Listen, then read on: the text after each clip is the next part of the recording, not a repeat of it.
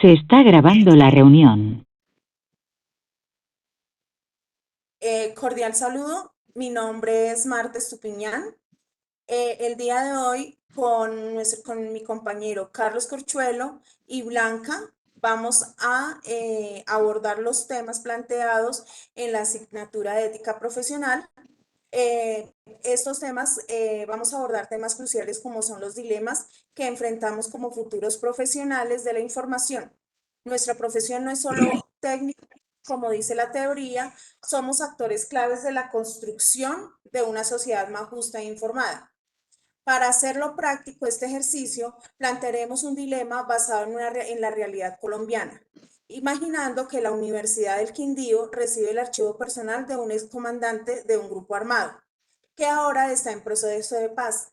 Este archivo es una mina de oro para la verdad, justicia y reparación de las víctimas. Contiene testimonios, registros y datos que podrían ayudar a las víctimas y a la sociedad a entender el conflicto, la justicia y la reparación.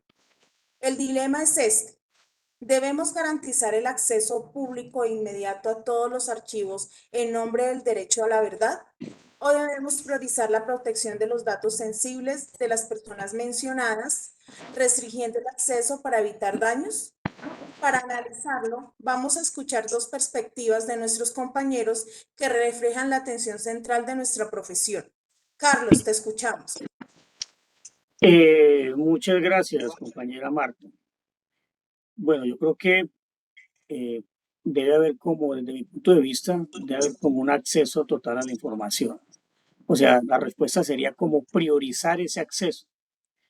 Y viéndolo desde una perspectiva deontológica, pues nuestra profesión tiene el deber fundamental de garantizar el acceso a la información como un derecho humano, primero que todo. Y la declaración del himno lo respalda. O sea, no somos censores, somos facilitadores. Nuestro código de ética, como el de la ley 1409 del 2010 para archivistas, nos exige promover el mayor acceso posible a información de una manera imparcial.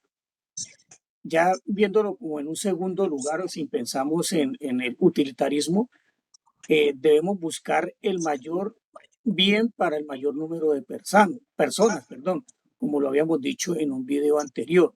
Y en un país como Colombia, que el mayor bien es la construcción de una memoria histórica sólida para que la historia no se repita, entonces es muy importante.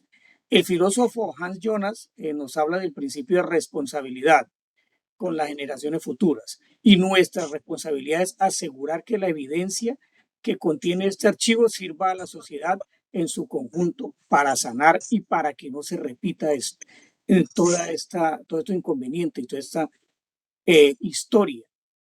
Para finalizar esto, nuestra principal herramienta legal es la ley 594 del 2000 o la ley general de archivos, como ya la conocemos, y establece que los archivos son un patrimonio cultural de la nación. Y su propósito es servir a la comunidad. Es decir, ya siendo un poco más resumido en la pregunta, en el dilema que expone la compañera, quiero decirle que ocultar o restringir excesivamente esta información sería traicionar este mandato. Y el riesgo de la ignorancia y el olvido es a largo plazo mucho más dañino que el riesgo a una verdad incómoda. Muchas gracias, compañera Marta. Blanca, le doy la palabra, por favor. Claro que sí, muchísimas gracias, compañeros. En este caso, Carlos plantea un punto fundamental, pero creo que una visión puramente normativa puede ser peligrosa en un contexto tan delicado. Mi perspectiva se basa en la ética de la virtud y la ética del cuidado. No solo debemos preguntarnos qué dice la norma, sino qué haría un profesional virtuoso y compasivo. Y lo primero que haría es seguir el principio de la no maleficencia. Primero, no hacer daño.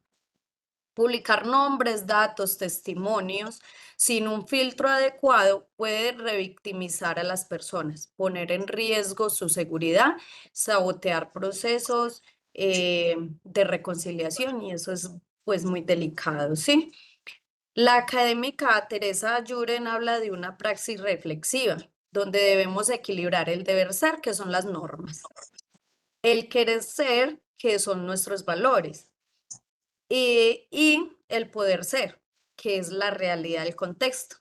En Colombia, el poder ser nos dice que la información es un arma de doble filo y la ley nos da herramientas para esta prudencia. La ley 1581 del 2012, que es la ley de protección de datos personales, nos obliga a tratar con extremada cautela la información sensible. Y no es capricho, es un derecho fundamental. La Corte Constitucional ha exigido a las entidades ponderar el derecho de la verdad con protección de las víctimas. La memoria no se puede construir sobre la dignidad vulnerada de las personas. Compañera Marta. Muchas gracias, Carlos. Muchas gracias, Blanca. Teniendo en cuenta esto, hemos escuchado dos posturas muy sólidas que parecen opuestas del deber del acceso a la información que nos plantea Carlos contra la ética del cuidado que nos plantea Blanca. Sin embargo, la solución no está en elegir ninguna de estas dos posiciones, porque ninguna va en contra de la otra, sino en integrarlas en una propuesta reflexiva y profesional. Una solución ética y viable no es un todo o nada. Proponemos es un proceso de gestión archivística con un enfoque de derechos humanos. ¿Cómo se vería esto en la práctica? Primero, sería crear un comité interdisciplinario. Como archivistas o como profesionales de la información, no debemos decidir solos. Necesitamos dialogar con historiadores, abogados y crucialmente con representantes de las víctimas. Segundo, procesamiento técnico con enfoque ético de la información que se está custodiando. Esto implica organizar el archivo, identificar los datos sensibles. La clave es la anonimización y podemos crear versiones públicas de los documentos donde los nombres y datos personales sean disasociados. Esto cumpliendo con la ley 581 sin sacrificar el contenido o la información que estos documentos contienen. Tercero, establecer niveles de acceso a esta información.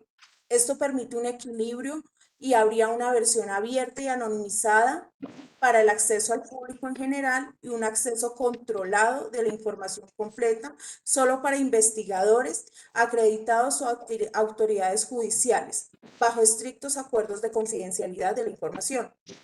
Esta solución cumple con el deber de acceso mencionado que nos dio Carlos, pero lo hace aplicando la prudencia y el cuidado que defiende Blanca. Respondemos a nuestro mandato profesional sin causar daño a ninguna de las partes, articulando principios éticos, normales y legales para servir verdaderamente a la sociedad. ¿Alguno de ustedes quiere hacer un aporte adicional? Bueno, compañeras, viendo ese análisis, compañera Marta, pues no quedan como palabras para dar esa idea, esa perspectiva tuya, y lo mismo que la compañera, que todo debe ser como armonioso con las leyes y con esa responsabilidad ética que tenemos como profesionales, ¿no? Entonces, bueno, desde ese punto de vista, pues veo que ese tipo como de diálogos y encuentros son muy fructíferos para nosotros como futuros profesionales en ciencia de la información. Por otro, si la compañera Blanca quiera manifestar algo, por favor. Compañeros, ¿qué puedo decir? Está muy claro el conversatorio y como la postura que nos explica la compañera Marta, cómo debemos integrar ambas y más en nuestra carrera. Entonces, sí es verdaderamente importante prestarle atención a este tema. Más que como profesionales, sí vamos a estar como en ese tema de esa defensa, tanto de las normas como de esa protección de datos personales que se debe hacer, ¿sí? Que se debe tener siempre pensando en la persona. Muchísimas gracias, compañera Marta. Si de pronto tiene alguna otra reflexión. Muchas gracias, Blanca. Muchas gracias, Carlos. En conclusión, en cuenta que ser profesionales de la información nos exige ser críticos, reflexivos y sobre todo profundamente humanos. qué es el deber de nuestra profesión y a lo que va encaminada el rol profesional con el que vamos a salir. Muchas gracias, compañeros. Muchas gracias, compañeros, también por compartir con ustedes este diálogo.